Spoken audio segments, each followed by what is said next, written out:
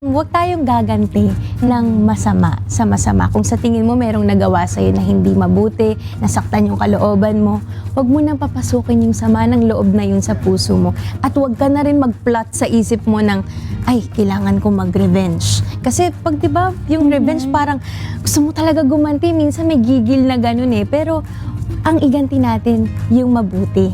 Huwag tayong patalo dun sa mga thoughts na gusto mong gumanti kasi gusto mo rin saktan yung kalooban niya, di ba? Masaya ba tayo na nakakapagpasama tayo ng kalooban ng ibang tao? Kung sa atin nga ayaw natin ginagawa yun, bakit natin gagawin sa iba?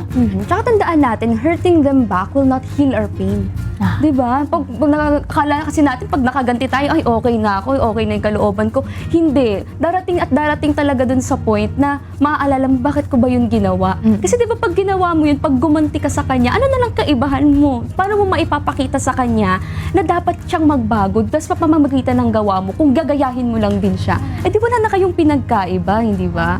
Kaya mas maganda na mangaral ka sa kanya, hindi mo man siya pinagsalitaan ng kung ano-ano, hindi mo man sinabi sa kanya, magbago ka, ganito dapat yung ginawa mo, ganito, ganyan. Pero pinakita mo sa gawa mo, dahil doon nakakapagturo ka na rin talaga sa kanya na itong kaibigan ko na to, hindi ko to ginawa ng mabuti dati, pero tinan mo ngayon, nandito pa rin siya.